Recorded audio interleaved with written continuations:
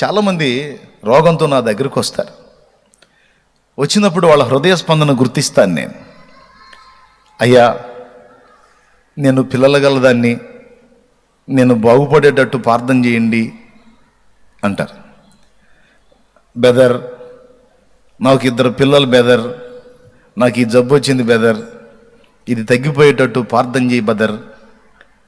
ఎందుకు? ముందే చెప్తున్నాడు, తగ్గితే పోయి ముందు వాళ్ళందరినీ నేను లైన్ చేయాలని.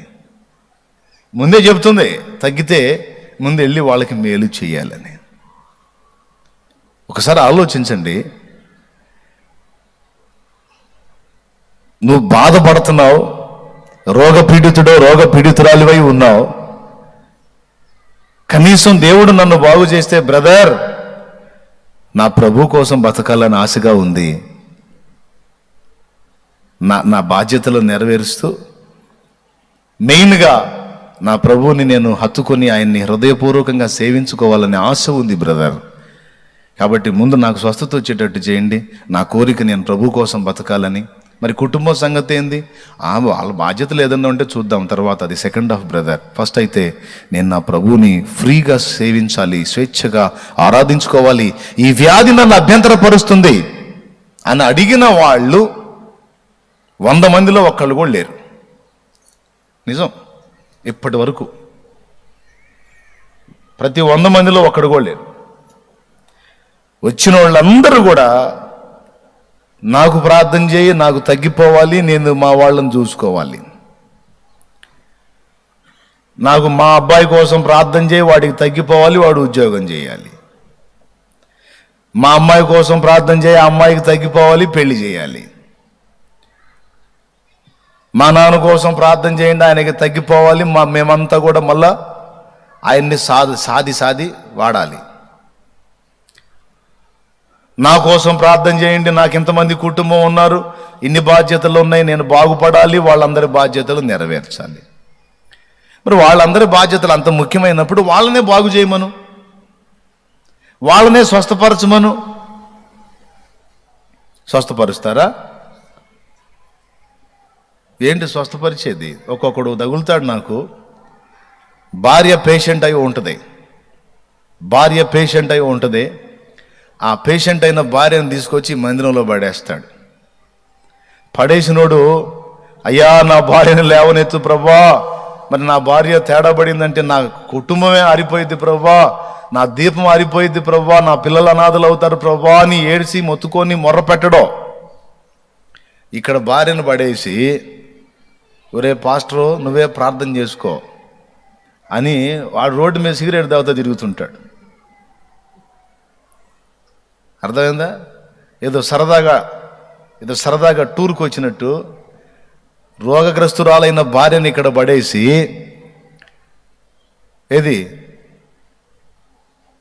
ఆడేవో రోడ్డు మీద తిరుగుతూ ఉంటాడు సిగరెట్ తాక్కుంటా. తాగి మళ్ళా లోపలికి వచ్చి, బయట దాగి ఎక్కడో ఆ రోడ్డు మీద దాగి లోపలికి వచ్చి, ఏంది మా ప్రార్థన చేశాడా పాస్టర్ గారు? చెల్లేదా? ఇంకా రాలేదా? ఇంకా రాకపోవటం ఏంది? సరేలే ఇప్పుడే వస్తా నాకు అని మళ్ళా పోయి టీ దాగి మళ్ళీ సిగరెట్ దాగి వస్తుంటాడు. ఒక మాట అడుగుతున్నాను, ఆమె నేను ప్రార్థన చేస్తాను, స్వస్థత పొందిద్ది, బాగుపడిద్ది, దేవుడు స్వస్థపరుస్తాడు. స్వస్థపరిచినాక ఇక మందిరంలోనే ఉంచుతావా, తీసుకెళ్తావా? అంటే రోగం వస్తేనేమో బాగుపడేటట్టు ప్రార్థన చేసేది నేను, బాగు చేసేది ప్రభు, బాగుపడంగానే తీసుకొని పోయేది నువ్వా? ఉంచే కావుతున్నా అలాగనే ఉంచేసే, శుభ్రంగా మందిరంలో పరిచర్య చేసుకుంటూ ఉంటుంది. అయ్యో బాబోయ్ భలే పని, ఆడెందుకు ఉంచుతాను నేను అంటే, ఉంచకపోతే అయ్యో అసలు ఎక్కడికి ఎందుకు తెచ్చాను అనుకున్నావు? ఆ మనిషి లెగిస్తే కుటుంబంలో చాలా బాధ్యతలు ఉన్నాయి. మరి ఆమె ఇంట్లో పనులు చేయొద్దు, నాకు పని చేయొద్దు, పిల్లల పని చేయొద్దు, ఈ పనులన్నీ చేయాలి. ఆమె లేకపోతే అసలు మాకు నడవదయ్య గారు. మరి అంత ముఖ్యమైనప్పుడు రోడ్డు మీద సిగరెట్ తాగుతా తిరుగుతావేమిరా గాలి వెధవా అందామనిపించింది. కానీ అనకూడదుగా, అనను. దేవునికి స్తోత్రం కలుగును గాక. హల్లెలూయా. ఇప్పుడు నీకంత ముఖ్యమైనప్పుడు, నీకంత ప్రాముఖ్యమైనప్పుడు, ఆమె లేనిది నీకు నడవనప్పుడు ఆమె దగ్గర కూర్చొని ఏడవేమిరా నాయనా? మోకాళ్ళేసి మొత్తుకోవాలి కదా, కన్నీరు కార్చి బ్రతిమలాడి ప్రభువుని బ్రతిమలాడి బ్రతికించుకోవాలి కదా. అజ్జయ్యరు బతికితేనేమో వాడుకుంటారు తీసుకెళ్ళి, సస్తేనేమో 4 రోజులు ఏడిసి మళ్ళీ ఇంకో పెళ్ళికి మొదలు పెడతారు. కానీ వీళ్ళున్నారే పేషెంట్లు, తగ్గితే బాగుండయ్యా, ఆయన బాధపడుతున్నాడు, తగ్గితే బాగుండయ్యా, పిల్లలు బాధపడుతున్నారు. అసలు సృష్టించినోడు పోయాడు, సృష్టించినోడు ఓ చిత్తం ఉందన్నది పోయింది, సృష్టించినోడు కూడా కొన్ని ఆశలు ఉన్నాయన్న ఆలోచన పోయింది, అసలు ఏం తెలియదు. అర్థమైందా? ఈ విధంగా బాధాకరమైన పరిస్థితి అన్నమాట. 10 మందిలో 9 మంది ఇదే బాపతుగా ఉంటే ఒక్కడొస్తున్నాడు వెనక్కి తిరిగి. యేసు ప్రభు ఒక వ్యక్తికి విడుదల ఇవ్వటమే కాదు, విడుదల ఇచ్చిన తర్వాత ఆ వ్యక్తి ఏం చేస్తున్నాడో కనిపెడతాడు. ఆయనకు అలవాటు ఉంది. మీకు కావాలంటే నిరూపణలు కూడా చూపిస్తా బైబిల్లో. బేతెస్దా కోనేటి దగ్గర యోహాను సువార్త 5వ అధ్యాయంలో ఉన్న స్టోరీయే. ఇంకా దానికి బైబిల్ ఏం తిప్పుతారులే, నాకు వెళ్ళి చూడండి. అది కూడా తెలియదా? అదే 38 సంవత్సరాల సీనియర్ పేషెంట్ ఉన్నాడే, ఆ రోగగ్రస్తుడికి యేసు ప్రభు విడుదల ఇచ్చాడు. ఆ విడుదల ఇచ్చినప్పుడు అతడు స్వస్థత పొందిన తర్వాత ఎక్కడున్నాడో మళ్ళా అబ్జర్వ్ చేశాడు ప్రభు. అతడు దేవాలయములో కనపడ్డాడు. ఈ మాట ఉంది, తర్వాత ఇంటికి పోయినాక చదువుకోండి. ఒకటి. రెండవది, యోహాను సువార్త 9వ అధ్యాయంలో పుట్టు గుడ్డి అయిన మనుషుణ్ణి స్వస్థపరుస్తాడు. స్వస్థపరిచిన తర్వాత వాడు బాగుపడి యేసు ప్రభువును కలుసుకోవాలంటే ఆ ఊళ్ళో పెద్ద మనుషులు అడ్డుపడతారు. అడ్డుపడి వాడిని వెలేస్తారు. ఎందుకంటే వాడు గంభీరంగా చెప్తాడు, యేసు ప్రభు నన్ను బాగు చేశాడు అని. యేసు ప్రభు నన్ను స్వస్థపరిచాడనే సాక్ష్యం ఇచ్చిన కారణం చేత వాడిని లేస్తారు. వెలేసిన ఆ వ్యక్తిని యేసు ప్రభు మళ్ళా దర్శిస్తాడు. అంటే ఇక్కడ మనకేమర్థమవుతుందంటే, ఒక వ్యక్తి జీవితంలో కార్యం చేయటమే కాదు, ఆ కార్యం చేసిన ప్రభు, కార్యం పొందినవాడు ఏం చేస్తున్నాడు, ఎలా ఉన్నాడు, వాని స్థితిగతులు ఎలా ఉన్నాయి అని పరీక్షించి చూస్తాడు. దేవునికి స్తోత్రం కలుగును గాక. హల్లెలూయా. ప్రియులారా, 9 మంది ఆ టైపులో ఉన్నారు, ఒక్కరే దేవాలయంలో కనపడుతున్నారు. ఎందుకు ఈ మాట చెప్తున్నానంటే, మనము అట్టివారమై ఉండకూడదని. అంటే ఈ 10 మందిలో వినండి బాగా, ఈ 10 మందిలో యేసయ్య స్పర్శ ఒకడికే అందింది. 9 మంది ఆయన ప్రేమ స్పర్శని అందుకోలేకపోయారు. స్వస్థత పొందటం మామూలు సంగతే కానీ యేసయ్య స్పర్శ పొందటం అనేది గొప్ప సంగతి. అర్థమైందా? ఆ స్పర్శ వీనికి అందింది. అందుకే అటు పరిగెత్తలా, వాళ్ళ ఇంటికి పరిగెత్తలా, వాళ్ళ భార్య పిల్లల దగ్గరికి పరిగెత్తలా, అమ్మాయి మాయ్ ఇదిగో తగ్గింది నాకు అని చూపించుకోవడానికి పరిగెత్తలా, పిల్లల దగ్గరికి పరిగెత్తలా, లేకపోతే ఊళ్ళో ప్రజల దగ్గరికి పరిగెత్తలా. దీనంతటికి కారణం నా యేసయ్య.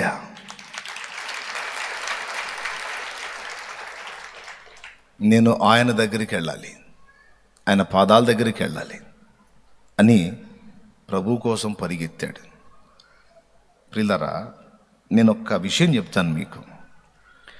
యేసయ్య ప్రేమ స్పర్శ అర్థమైతే ఇక ఆయన పాదాల దగ్గర గడపకుండా మనం ఉండలేము. ఆయనను స్తుతించకుండా, మహిమపరచకుండా, ఆయన పాదాల దగ్గరికి పరిగెత్తకుండా ఉండలేము. దేవుని కార్యాలను రుచి చూసి కూడా ఒకడు ఉండగలుగుతున్నాడు దేవునికి దూరంగా అంటే వాడు ఇంకా అసలైన స్పర్శ పొందలేదు.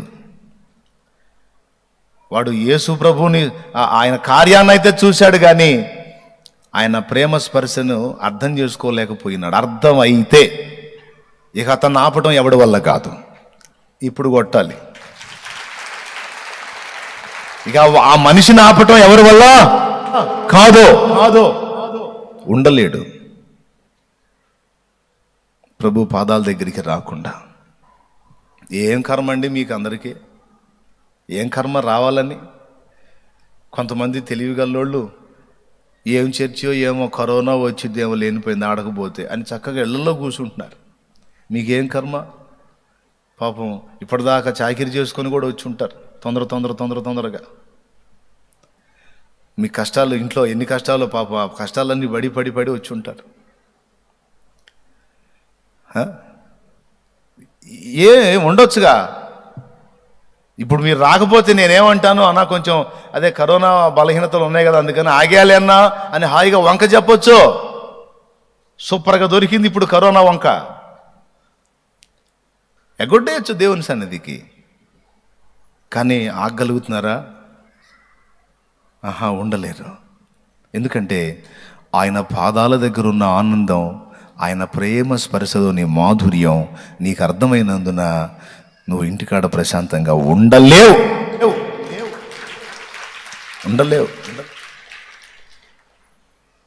భయపడ్డావా సోదరి? దేవునికి మహిమ. బోల్డ్ అంత ఆస్తి వచ్చుంటామమ్మా, వాక్యం వినట్లేదు కదా అందుకని. సరే, పాయింట్కి వద్దాం. లైవ్లో ఉన్నోళ్ళు కూడా వాళ్ళకి ఎన్నో పనులు ఉంటాయి.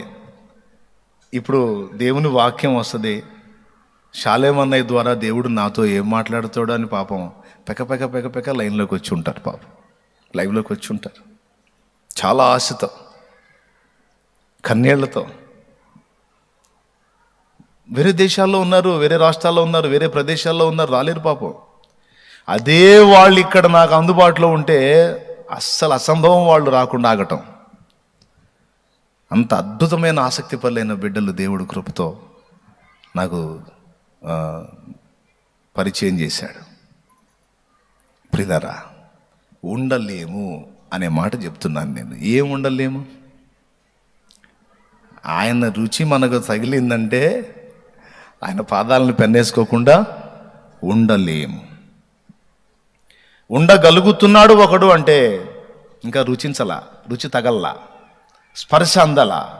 స్పర్శ అందింది అంటే ఇక ఆ మనిషిని ఆపటం ఎవడి తరం కాదు. ఈరోజు రోగులందరూ కూడా గుర్తుపెట్టుకోవాలి, ఏ బలహీనతతో నీవు ఉన్నా ఫస్ట్ నువ్వు నిజంగా దేవుని స్పర్శ ఎరిగిన వ్యక్తివైతే, అన్నా ఈ జబ్బు, ఈ బలహీనత, ఈ బాధ, ఈ సమస్య, ఈ వ్యాధి, ఈ ఇబ్బంది నన్ను నా ప్రభుకి దూరం చేస్తుందన్న మోకాళ్ళు నీ ప్రార్థన చేయలేకపోతున్నాను, ప్రభు కోసం పరిగెత్తలేకపోతున్నాను, పరిశుద్ధులతో తిరగలేకపోతున్నాను, ప్రభు కొరకు ఉపచారం చేయలేకపోతున్నాను, ఇది నాకు పెద్ద ఆటంకంగా ఉందన్నా ప్రభు దీన్ని తొలగించి నేను ఇంకా ఫ్రీగా ఆయనను సేవించడానికి నాకు అవకాశం ఏర్పడినట్లు ప్రార్థన చేయన్నా అని అడిగితే నేను ఎగిరి గంతేసి ప్రార్థన చేస్తా.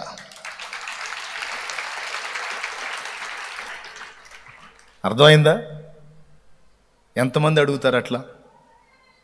ఎంతమంది అడుగుతారు?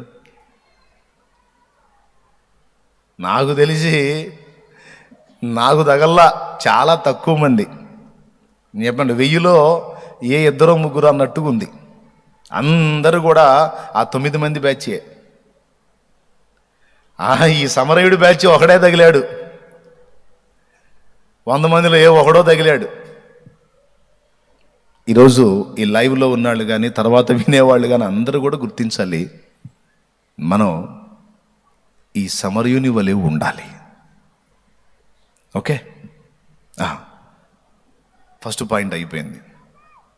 యేసయ్య ఏంటో అర్థమైతే, ఆయన కార్యం రుచించినట్లయితే, ఆయన స్పర్శను రుచి చూస్తే ఇల్లు పట్టదు, భార్య పట్టదు, భర్త పట్టడు, పిల్లలు పట్టరు, తల్లి పట్టదు, ఏమీ పట్టదు. వాళ్ళకి మెంటల్ వచ్చింది నీ ప్రవర్తన చూసి. నీ పిచ్చి పట్టిపోయేటట్టున్నావు నువ్వు. అదే పిచ్చి అయిపోయింది. ఎక్కడ చాలామంది భక్తులను చూశాం కానీ మరి నీ ఎంత విడ్డూరం ఏడా చూడలేదయ్యా, ఏడా చూడలేదమ్మా. అమ్మో మరీ దారుణం నువ్వు అని నిన్ను అన్నారు అంటే ఒక గొప్ప సర్టిఫికేట్ వచ్చింది నీకు. దేవునికి స్తోత్రం కలుగును గాక. హల్లెలూయా. ఎందుకు ఉండలేవు? ప్రభు కార్యములు చూసి స్తుతించకుండా, స్తోత్రించకుండా, ఆరాధించకుండా, ఆయన మహింపరచకుండా, ఆయన పాదాలకు దూరంగా ఉండలేవు. పరిగెత్తుతావు. హల్లెలూయా అంటే ఒప్పుకొని చర్చి వాళ్ళు ఒక కూటం పెట్టారంట. హల్లెలూయా అంటే ఒప్పుకోరు వాళ్ళు, ఆ చర్చి వాళ్ళు. హల్లెలూయా అన్న వాక్యం చెప్పేటప్పుడు స్తోత్రాలు చెప్పినా ఒప్పుకోరు వాళ్ళు. నిశ్శబ్దం వినాలి, క్లాసులో సబ్జెక్ట్ విన్నట్టు వినాలి. ఏమాత్రం సప్పుడు చేసినా వాళ్ళు ఒప్పుకోరు. క్రమశిక్షణ కలిగిన సంఘం అన్నమాట వాళ్ళ ఫీలింగ్. అది మాది చాలా క్రమము కలిగిన సంఘం, క్రమశిక్షణ కలిగిన సంఘం అని. సరే, పెట్టిన వాళ్ళు చర్చిలో కూటం పెడితే ఇబ్బంది ఉండేది కదా, బజార్లో పెట్టారు. ఏదో సువార్త కూటంలాగా బజార్లో పెడితే ఏదో కూటం పెట్టారని వాళ్ళు వచ్చి కూర్చుంటారు కదా. కాస్త దేవుని మహిమపరిచే మనస్తత్వంలో పెద్ద ఆవిడ వచ్చి కూర్చుంది, ఆ జనాల మధ్యలో కూర్చుంది. పెద్ద ఆవిడే ఆ మధ్యలో కూర్చుంటే ఈ దైవజనుడు వాక్యం చెబుతున్నాడు. వాక్యం చెబుతా ప్రభువుకు చేసినటువంటి కార్యాలను ఒక్కొక్కటి ప్రస్తావిస్తున్నప్పుడల్లా ఈమె మధ్యలో దేవుడు ఈ కార్యము చేశాడో అనగానే హల్లెలూయా అంటుంది. అనగానే కూర్చున్నోళ్ళు చెప్పేవాడు మొత్తం ఆమెకెళ్ళి ఉర్రపడి చూస్తున్నారు, ఉరిం చూస్తున్నారు. ఆమె హల్లెలూయా అంటాం, వీళ్ళందరూ చూడటం. ఫస్ట్ అర్థం కాల ఆమెకి. అందరూ అంటారు కదా, నేను కూడా అందాం అన్నట్టుగా ఆమె ఆ దేవుని కార్యాన్ని బట్టి మహింపరిచింది. ఆ మహింపరిస్తే వీళ్ళు మొత్తం కలిసి చూడరు ఉరిమి. అప్పుడు ఆమెకు అర్థమైంది, ఒరే బాబు ఏదో నేను తేడా పడ్డట్టున్నాను, అయినా ఇది అంటాం తప్పేం కాదు కదా, దేవుని స్తుతించడం తప్పే ఉంది అని. సరే, ఎందుకు వచ్చిన గొడవలే, ఎవరు అనుభవాలు వాళ్ళే అనుకొని మౌనం కూర్చుంది. కాసేపటికి మళ్ళీ దేవుని కార్యం చెప్పాడు ఆయన. చెప్పేసరికి మళ్ళీ హల్లెలూయా అంది. అనేసరికి ఇక పక్కన ఉన్నోళ్ళు చెప్పారు, అలా అరవకూడదు, మౌనంగా కూర్చోవాలి. సరే, ఎందుకు వచ్చిన గొడవలే ఎట్ట కూర్చుంది. ఆగట్లా మరి ఆమెకి. మళ్ళీ కాసేపటికి మళ్ళా ఒక కార్యం చెప్పాడు దేవుడు చేసిన కార్యాలు. ఇప్పుడు మీరు చూడండి, చప్పట్లు కొట్టవద్దన్న కొడుతున్నారు అంటే ఉండలేకపోతున్నారు మీరు. స్తోత్రం, హల్లెలూయా. అట్లాగా మళ్ళీ ఒక కార్యం చెప్పేసరికి హల్లెలూయా ఈ అడ్డం పెట్టుకుంది కదా నోటికి, ఇది కూడా పోయింది హల్లెలూయా. ఇక ఆ వాక్యం చెప్పాను, ఆమె ఎవరో చూడండి అయ్యా, మొత్తాన్ని గందరగోళం చేస్తాను చూడండి ఆమెని అని చెప్పి పంపిస్తే ఇద్దరు వచ్చారు. ఇదో పెద్ద ఆవిడ, బుద్ధి లేదా నీకు? ఏంది అరుపులేంది? ఏంది అరుపులు? ఇంకోసారి అరిస్తే మర్యాదగా ఉండదు అన్నాడు. సరే బాబా, నేను కూడా అరవద్దని అనుకుంటున్నానయ్యా, ఏం జరుగుతుందో తెలియట్లేదు కానీ నాకు ఆ ప్రభు కార్యాలు విన్నప్పుడు మాత్రం ఆయన మహింపరచకుండా ఉండలేకపోతున్నాను, అది ఒక బలహీనత అయిపోయింది నాకు అని ఇక రెండు చేతులు ఎడబడి గట్టిగా కూర్చుంది, నోరు మూసేసుకొని. కాసేపటికి మళ్ళీ ఆయన దేవుని కార్యాన్ని వివరించాడు. ఏం వల్ల గాల, చేతులు తీసి ఏమైతే అది అయింది హల్లెలూయా అంది మళ్ళీ. ఇక ఆయన వాక్యం ఆపి నలుగురికి వెళ్ళి చూశాడు, ఇందాక నేను చూసినట్టు. చూసేసరికి ఆ నలుగురు పోయి ఇద్దరేమో కాళ్ళు పట్టుకున్నారు,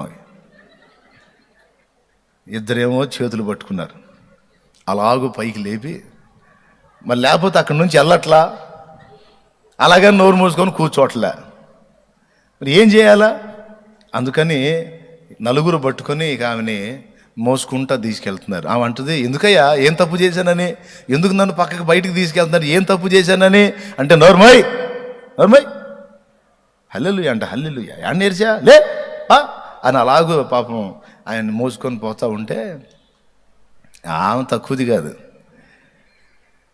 ఆమె కూర్చున్న వాళ్ళతో అంటుందంట, అమ్మా యెరూషలేముకి యేసయ్య వచ్చినప్పుడు ఎన్ని గాడిదలు మోసినాయమ్మా అందంట.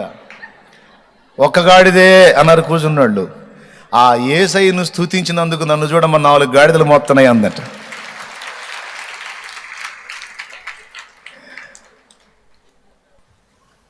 కృతజ్ఞత చెల్లించకుండా ఉండలేరండి.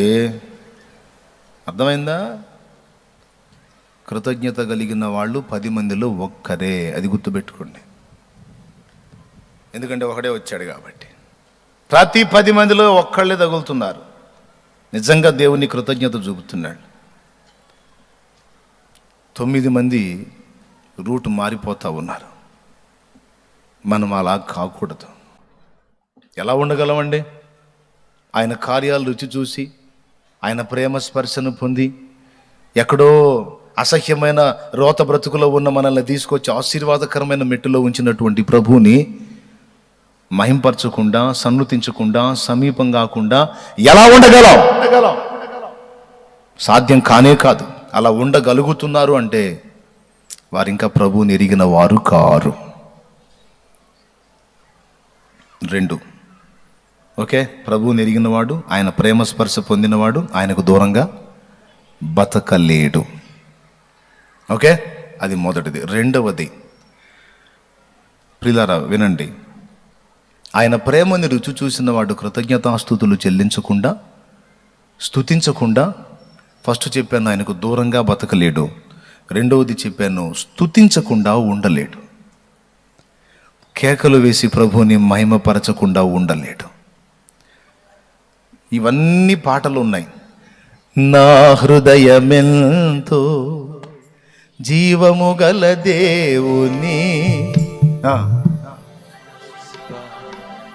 దర్శింప ఆనందముతో కేకలేయుచున్నది. ఆయన్ని సన్నుతించకుండా, స్తుతించకుండా ఉండలేను. పాట పాడేటప్పుడైనా, స్తుతించేటప్పుడైనా హృదయంలో నుంచి వచ్చేటట్టు జాగ్రత్త తీసుకోవాలి. బాయ్ పాడేవాళ్ళు వింటున్నారా? నేను కనిపెడతా ఉంటా, వీళ్ళు నోటితో పాడుతున్నారా, హృదయపూర్వకంగా పాడుతున్నారా అని. అందరూ గుర్తుపెట్టుకోండి. మైకు తీసుకొని నిలబడ్డప్పుడు ఫోజు చూపించడానికో, లేకపోతే మెలికలు తిరుగుతా జనాలు ఏం ఫీల్ అవుతున్నారో అని వాళ్ళ ముఖాలు చూసుకుంటా, ఆహా నా పనితనాన్ని జనం బాగా మెచ్చుకుంటున్నారా, పొగుడుకుంటున్నారా అని ఆలోచనలు చేసుకుంటా చెత్త ఫీలింగ్స్తో పాడటం కానీ, వర్షిప్ చేయటం కానీ ఎప్పుడూ చేయకూడదు. ఎప్పుడైనా పాడినా, ప్రభువుని గురించి మాట్లాడినా, ప్రభువు ఎదుట ఉన్నాడని గుర్తెరిగి ఆయన వైపు చూస్తూనే మాట్లాడాలి, ఆయన వైపు చూస్తూనే పాడాలి. ఒక పరవశం అనేది మన ఆంతర్యంలో నుంచి వచ్చిన నాడే నీ గొంతు ఎలా ఉన్నా, నువ్వు పాట ఎలా పాడినా అది నువ్వు పరవశిస్తూ, అనుభవిస్తూ, ఆనందిస్తూ, ఆస్వాదిస్తూ పాడితే ఆ స్పర్శ అవతల వాళ్ళకి తగిలి వాళ్ళు అందులోకి రాగలుగుతారు. ఈ పొడి పాటలు పొడిగా అంటే ఆ మనిషి ఫీలింగ్సే అర్థమవుతుంటాయి. పాడే ఏ ప్రభువుని గురించి పాడుతున్నాడో ఆయన వైపు చూస్తున్నాడా, లేకపోతే ఆయన పాట పాడితే ఇటు జనాలకి వెళ్ళి చూస్తున్నాడు అనేది అర్థమైపోయింది. అది డ్రైగా ఉంటుంది, అందులో ఏ జీవం ఉండదు. మళ్ళీ పాట దేవుని పాటే, అందులో ఏ జీవం ఉండదు. అన్యుల్ని చూసి నేర్చుకోండి.